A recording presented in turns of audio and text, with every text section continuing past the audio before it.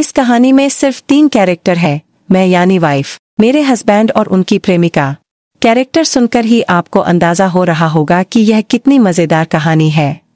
खासतौर पर ऐसी लव स्टोरी आपने न पढ़ी होगी और न सुनी होगी, जब एक वाइफ अपने हस्बैंड की प्रेमिका का किस्सा सुनाने जा रही है, वो भी फुल रोमांटिक और पॉजिटिव अंदाज में।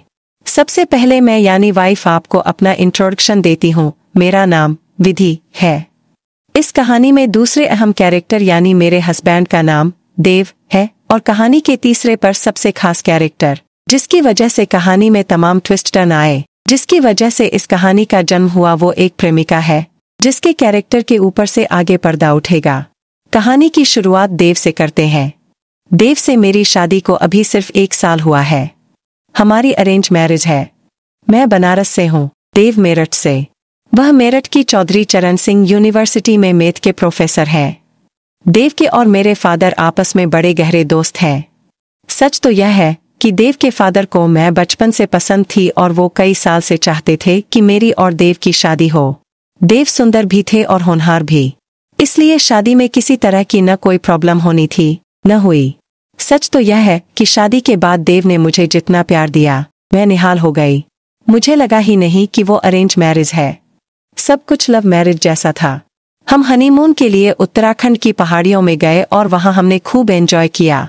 देव प्रोफेसर जरूर मैथ के थे, लेकिन मैथ की तरह बोरिंग बिल्कुल नहीं थे, बल्कि वह तो हमेशा जोक्स सुनाकर हंसाते रहते थे। मुझे कई बार सरप्राइज होता था कि उन जैसे कलरफुल व्यक्ति ने मैथ जैसा बोरिंग सब्जेक्ट क्यों चुना। अब कहानी के सबसे बड़े टर्निंग पॉइंट की तरफ आते हैं। देव जो हमेशा बहुत खुश नजर आते थे, एक दिन मुझे उनकी खुशी के पीछे छुपे दर्द का पता चला। सब कुछ बहुत चौंका देने वाला था। देव के कॉलेज में एनुअल फंक्शन था। उसी फंक्शन में मेरी सांची नाम की एक लड़की से मुलाकात हुई। सांची देव की स्टूडेंट थी। सांची के साथ बातचीत में ही मुझे पता चला कि उस कॉलेज में इंग्लिश की एक प्रोफेसर थी, रोशेल। रोशेल सांस्कृतिक विभाग की अध्यक्ष भी थी और कॉलेज में जितनी कल्चरल एक्टिविटीज होती थीं, सब रोशेल ही हैंडल करती थी। इतना ही नहीं, कॉलेज के हर एनुअल फंक्शन में रोशेल गिटार बजाती थी और देव गाते थे। मैं चौंक गई। देव जोक्स बहुत अच्छे सुनाते हैं, मैं जानती थी, लेकिन वो गाते भी अच्छा है, मुझे नहीं मालूम था। मैंने कभी उन्हें गाते नहीं सुना था, बाथरूम सिंगर के तौर पर भी नहीं। मैंने जब इंग्लिश की उस प्रोफेसर रोशेल के बारे में सांची से कुछ और जानना चाहा, तो सांची थोड़ा अनईजी हो गई। मुझे साफ महसूस हुआ जैसे सांची मुझसे कुछ छुपा रही है। बहुत पूछने पर सांची सिर्फ इतना बोली कि जब से रोशेल कॉलेज छोड़कर गई थी, तब से प्रोफेसर ने कभी किसी फंक्शन में गाना नहीं गाया था। मेरी बेचैनी बढ़ गई। मुझे खतरे की गंध आने लगी थी। अगले दिन ही मैंने सांची को घर बुलाया। सांची मेरा सामना करते हुए अनईजी थी। शायद वो भी मेरे मन में चल रहे विचारों को भाप गई थी।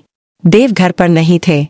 मैंने सांची के लिए कॉफी बनाई और फिर उसके साथ बातचीत का सिलसिला शुरू किया। जल्द ही सांची खुल गई।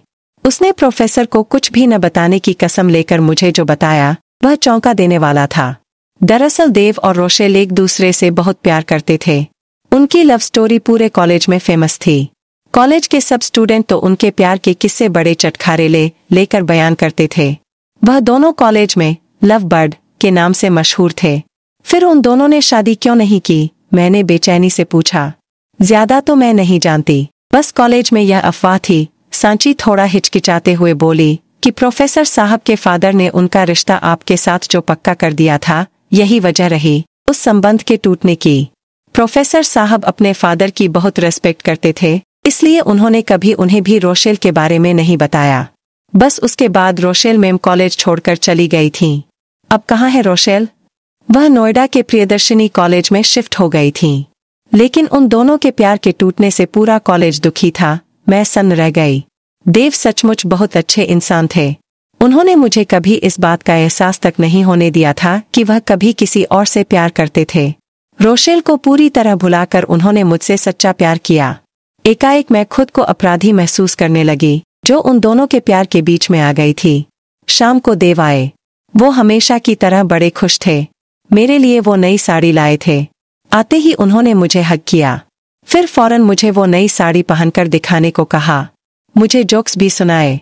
उनमें कुछ नहीं बदला था, पर शायद मेरे अंदर ही कुछ बदल गया था। उस रात मैं सो न सकी। मुझे ऐसा लग रहा था जैसे वो प्यार रोशेल का था जिसे मैंने छीन लिया था। काश मैं सांची से न मिली होती। काश मैंने उससे वह सब कुछ नहीं पूछा होता। मेरा एकाएक रोशेल से मिलने का मन करने लगा। अगले दिन मैं फिर सांची से मिली और मैंने उससे कहा कि मैं नोएडा जाकर एक बार रोशेल से मिलना चाहती हूँ। सांची ने मुझसे मना किया कि मुझे यह सब नहीं करना चाहिए, लेकिन मैं भला अब उसकी कोई बात कहाँ सुनने वाली थी। मैंने सांची को अपने साथ नोएडा चलने के लिए तैयार कर ही लिया। 2 दिन बाद ही हम नोएडा में थे। मैंने देव से बहाना बनाया कि मेरी एक फ्रेंड की बर्थडे पार्टी है। मैं पूरा दिन उसी में व्यस्त हूँ। देव ने मुझसे कोई पूछताछ न की। सुबह ही मैं और सांची नोएडा के लिए निकल गए। मेरठ से नोएडा की दूरी कोई 3 घंटे की है। नोएडा में हम सीधे प्रियदर्शिनी कॉलेज पहुंचे। सांची ने भी रोशेल को जल्दी ढूंढ निकाला। वह तभी अपना लेक्चर फिनिश करके स्टाफ रूम में आई थी। मैंने रोशेल को देखा तो बस देखती रह गई। सच में वो बहुत खूबसूरत थी। उसने केप शर्ट और लाइट ब्लू कलर की नेरो जींस पहन रखी थी। बालों की हाई पोनी बांधी हुई थी और साइड फिलिक्स निकली थी।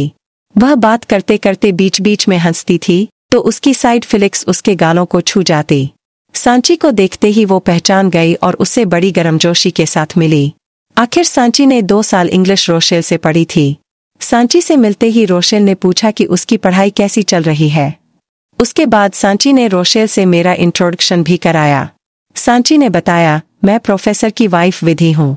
यह नोएडा किसी पर्सनल काम से आई थी तो मेरे साथ यूनिवर्सिटी भी आ गईं। देव की वाइफ सुनते ही चौंकी रोशेल। उसने अब बड़े अलग तरह से मेरी तरफ देखा। कुछ सेकंड के लिए रोशेल की नजरें मेरे चेहरे पर ही फ्रीज होकर रह गई थीं।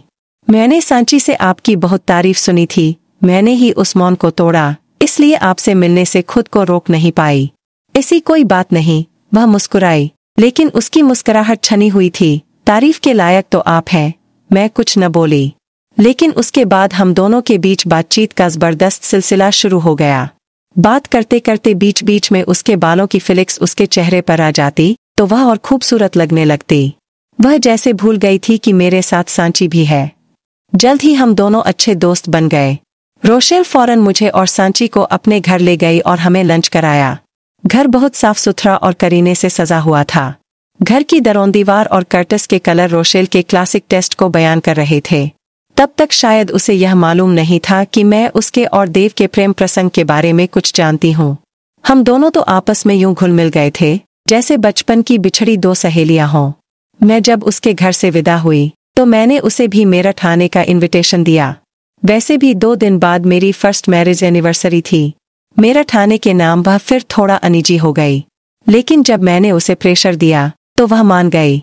सांची इस बीच चुपचाप हम दोनों को देख रही थी। जब हम नोएडा से वापस मेरठ लौट रहे थे तब सांची ने मुझसे थोड़ा हिचकिचाते हुए कहा, मैम, यह आप ठीक नहीं कर रही हैं। क्या? यही, रोशेल मैम को अपने घर बुलाकर।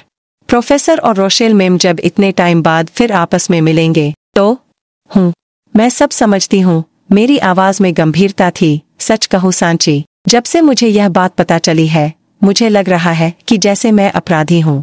मेरी वजह से ही देव और रोशेल अलग हुए। वह दोनों ही कितने अच्छे हैं।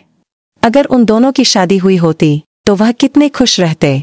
यह आप क्या कह रही हैं मैम? सांची बुरी तरह चौंक गई। कहीं आप उन दोनों को मिलाने के बारे में तो नहीं सोच रही हैं? अगर वह दोनों मिल गए, मैं खोए खोए अंदाज में बोली, तो सबसे अच्छा मुझे लगेगा सांची। मैम, सांची की हैरानी से चीख निकल गई। आप भूल रही हैं, आपकी प्रोफेसर से शादी हो चुकी है। आप पत्नी हैं उनकी। पत्नी हूँ, इसीलिए यह बात कह रही हूँ। पत्नी का अर्थ है अर्धांगिनी, पति के सुख दुख में आधे आधे की साथी। पत्नी का मतलब यह नहीं कि वह अपने पति को सिर्फ अपने पल्लू से बांध कर रखे। पत्नी का मतलब यह भी है कि वह पति के सुख का ध्यान रखे। और इसमें हर्ज ही क्या है? ऐसे कितने परिवार हैं जहां एक ही घर में एक आदमी के साथ 2 पत्नियां रहती हैं। और रोशेल से मिलकर मुझे पूरा भरोसा हो गया है कि हम दोनों एक घर में 2 अच्छी बहनों की तरह रह सकती हैं। मैम, सांची को अपने कानों पर यकीन नहीं हो रहा था। मुझे उम्मीद नहीं थी कि आप अपने हाथों से अपने हंसते खेलते परिवार को तबाह करेंगी। इससे तो अच्छा होता कि मैं इस बारे में आपको कुछ बताती ही नहीं। ऐसी बात नहीं सांची। मैं सांची की तरफ देखकर मुस्कुराई। तुम सच में एक अच्छी लड़की हो, केयर करने वाली।